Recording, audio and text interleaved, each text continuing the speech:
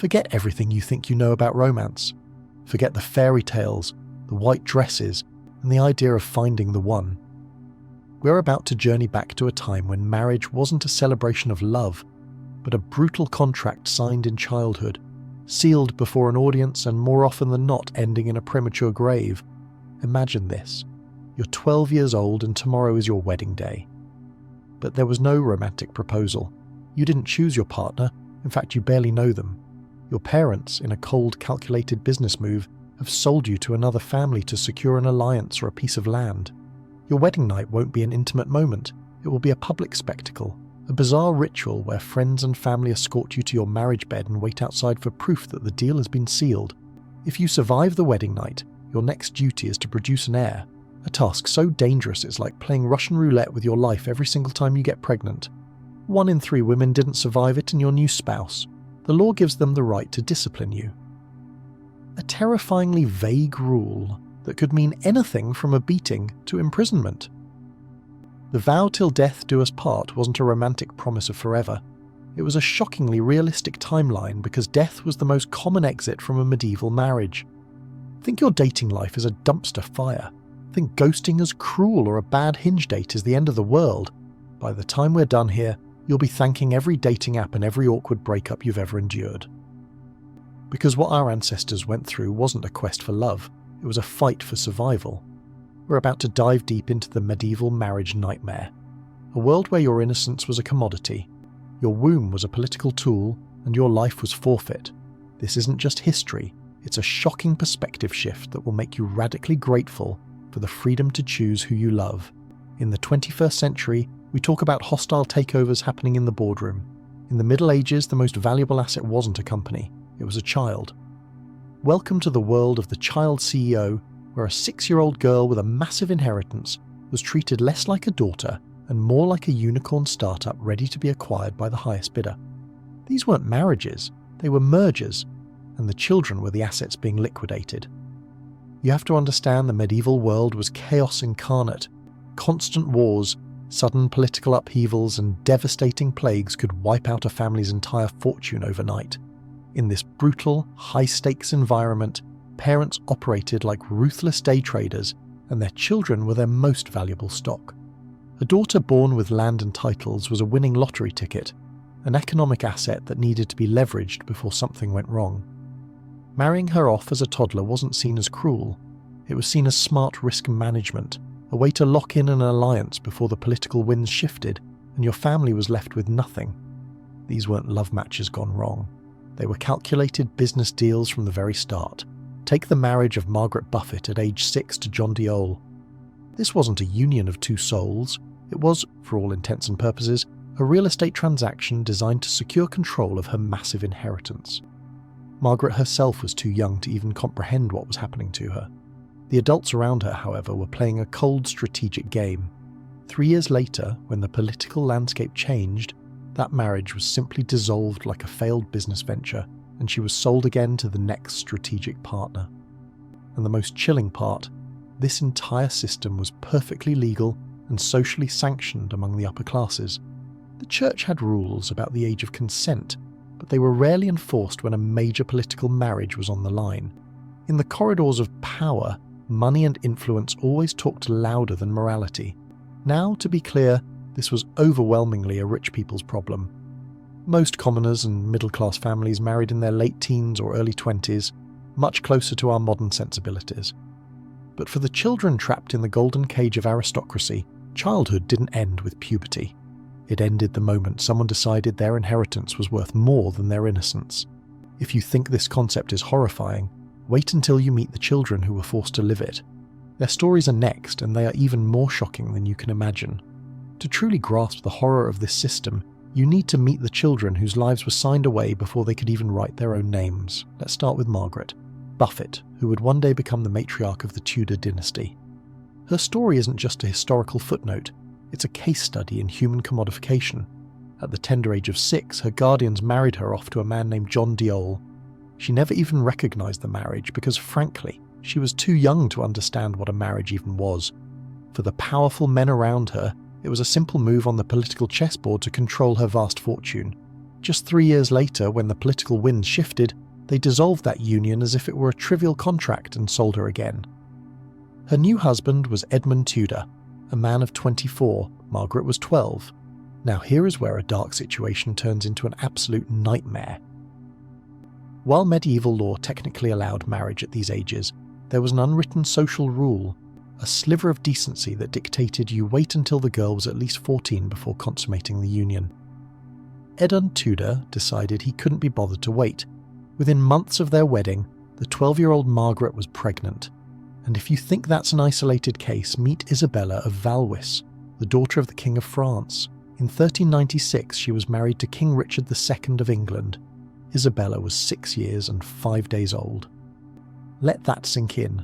Her trousseau, the collection of goods she brought to the marriage, literally included her dolls and the miniature silver furniture she played with. The wedding contract, in a moment of what passed for medieval mercy, specified that the marriage could not be consummated until her 12th birthday. Even by the standards of the time, this was seen as extreme. These weren't just girls, they were the ultimate high-value assets. Their lives were meticulously planned investment strategies. For Margaret and Isabella, their dowries weren't just cash and jewels, they were bundles of political power, land, and future influence. They were the human price of peace treaties and the living collateral for dynastic ambition. Their childhoods were sacrificed on the altar of power politics, and their wedding ceremonies were just the beginning of their ordeal, a public confirmation that they were no longer children but property. Your wedding night is supposed to be one of the most intimate moments of your life, but in the medieval world that privacy didn't exist. Instead, your wedding night was a public performance, a bizarre and intrusive reality show where your friends, family, and a priest were all active participants. Welcome to the wedding ceremony, a tradition so invasive it makes modern wedding photography look respectful. Here's how this public audit of your marriage worked. After the wedding feast, just when you'd expect the guests to go home, they would instead escort you and your new spouse to the bedroom. The women would lead the bride to the chamber, strip her down, comb her hair, and put her to bed, all while offering some very direct advice about her marital duties. Meanwhile, the men did the same for the groom. Once both were in bed, a priest would step forward to bless the marriage bed, praying for fertility. Then the truly strange games would begin. Guests would sit on the side of the bed and literally throw the couple's stockings at them. A direct hit supposedly meant the thrower would be the next to marry, a kind of medieval target practice using your underwear. But the most uncomfortable part came next. For royal and high-stakes political marriages, key witnesses would remain in the room or just outside the bed curtains to ensure the marriage was consummated. This wasn't just for shock value, it served a cold legal purpose. In an era where marriage was primarily an economic and political contract, consummation was what made it legally binding. No consummation meant no valid marriage. That meant no inheritance rights, no legitimate children, and the collapse of any political alliance the marriage was built on. For a high-profile union like that of Margaret of York and Charles the Bold, the pressure to perform was immense, as the stability of entire territories hung in the balance. This tradition was so ingrained that it took centuries for royalty to push back. King Charles I of England famously broke with custom by barring the door to his bedroom, refusing to participate. For a child bride like 6-year-old Isabella, this ceremony was a terrifying public declaration that her childhood was officially over and she was now someone's property. But if this public humiliation was traumatic, what happened next was often a death sentence. If the public bedding ceremony was a psychological trauma, what came next was a physical war waged within a woman's own body. In the medieval world, getting pregnant wasn't a blessing. It was essentially playing Russian roulette with your life, every single time. Your womb was not your own, it belonged to your husband, to his family line, and to the nation, and its sole purpose was to produce heirs, no matter the cost. Let's return to Margaret Buffett, who perfectly illustrates this nightmare. Remember, she was made pregnant at just 12 years old.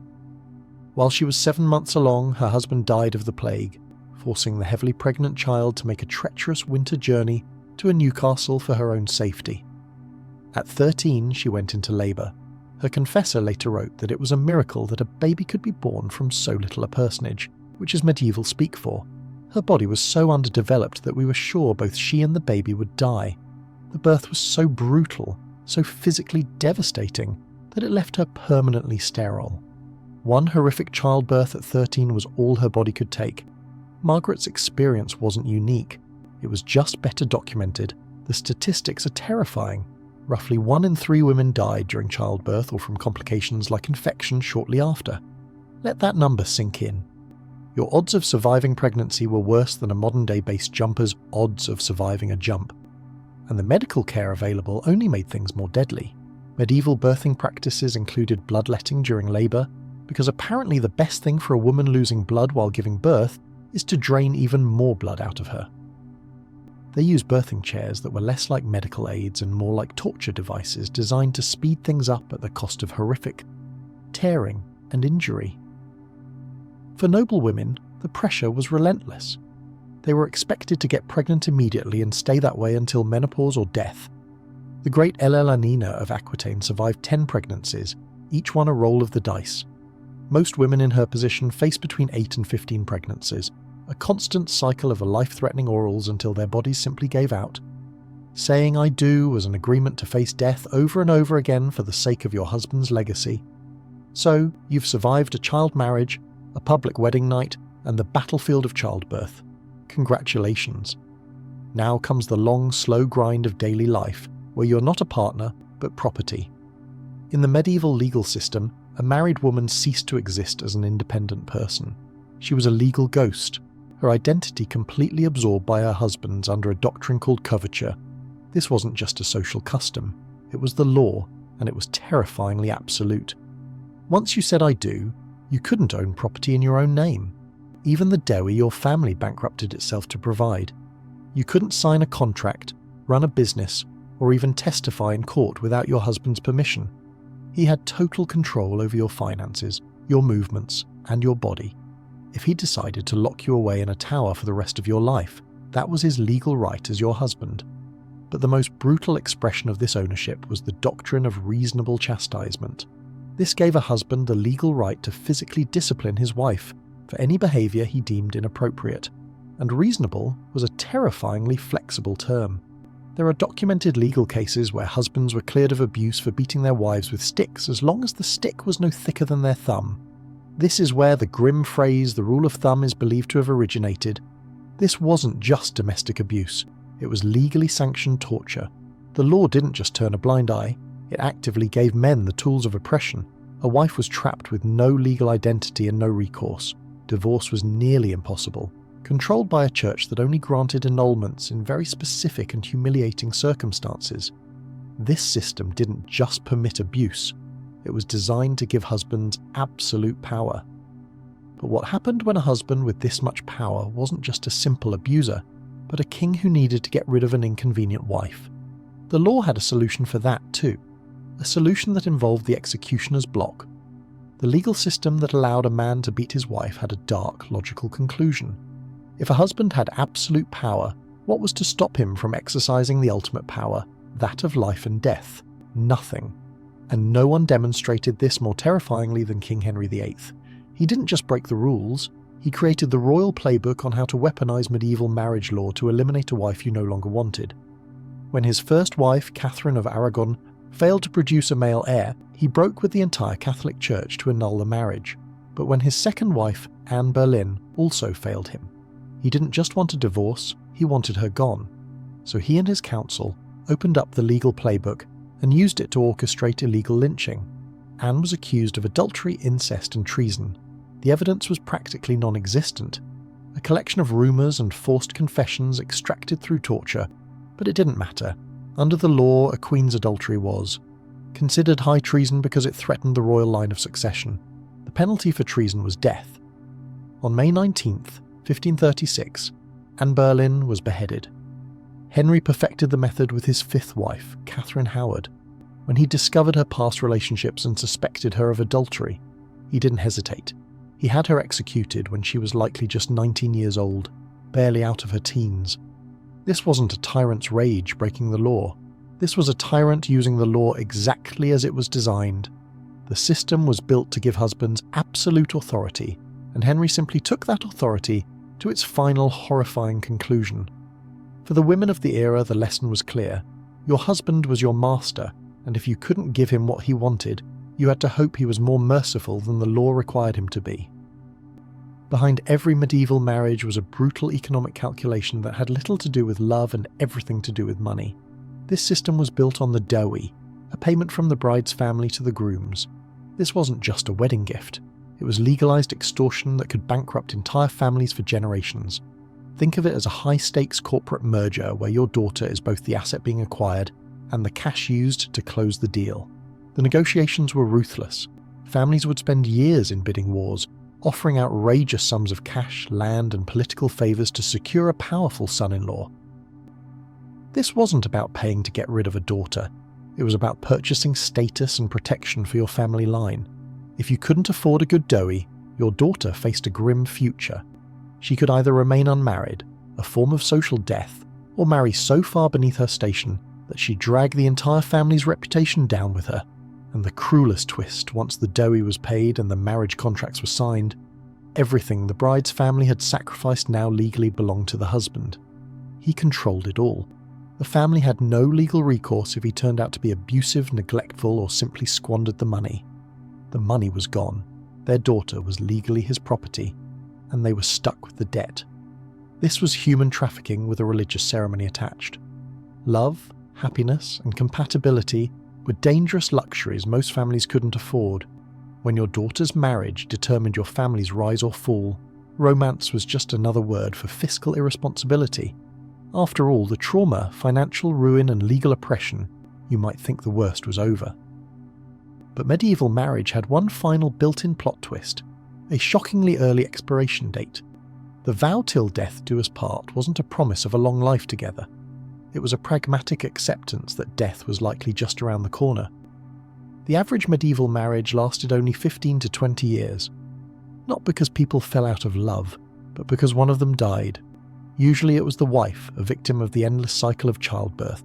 But husbands also died constantly from wars, plagues, and a complete lack of modern medicine.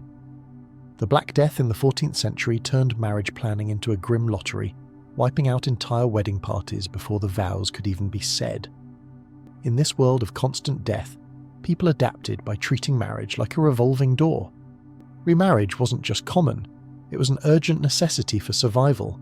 A widow or widower hour might remarry within months, sometimes even weeks, of their spouse's death. Not out of heartlessness, but because being single was a social and economic death sentence. Life became a grim game of musical chairs where women especially had to find a new husband before their resources ran out. The church records from this period read like a soap opera script, tracking the endless cycle of marriage, death, and remarriage. This constant threat made deep emotional attachment a risky investment. It was safer to view your spouse as an ally for survival, because the chances of losing them were terrifyingly high. So after walking through this historical nightmare, what's the takeaway? It's that the freedoms we take for granted are radical modern miracles. Let me leave you with 5 truths that will change how you see your own life forever. First, your choice is a modern miracle. You get to choose who you love, who you date, and who you marry. For most of history, that choice didn't exist. Marriage was a transaction, and you were the commodity. Second, your privacy is a privilege. The idea of an intimate wedding night free from the prying eyes of your community is a modern luxury. Our ancestors endured public rituals designed to verify a contract, not celebrate a connection. Third, your body is not a battlefield. For medieval women, pregnancy was a constant, life-threatening ordeal with terrifyingly high mortality rates. The safety you have today is the result of centuries of medical progress they could only dream of. Fourth, the law is now your protector, not your cage. The modern legal system, for all its flaws, recognizes you as an individual with rights. In the Middle Ages, the law explicitly gave your spouse the right to control and abuse you. And fifth, love is no longer a luxury. Our ancestors married for survival, for alliances, and for economics. We have the incredible privilege of marrying for love. That freedom above all else is the greatest inheritance we've received. So the next time you're frustrated with modern dating, remember this. Every swipe left, every awkward first date, every choice you get to make is a radical act of freedom. The best way to appreciate what you have is to remember just how much worse things used to be. And if this journey into the past has left you feeling grateful for the present, Share this with someone who needs a reminder that finding love in the 21st century, as hard as it can be, is a paradise compared to the medieval marriage nightmare.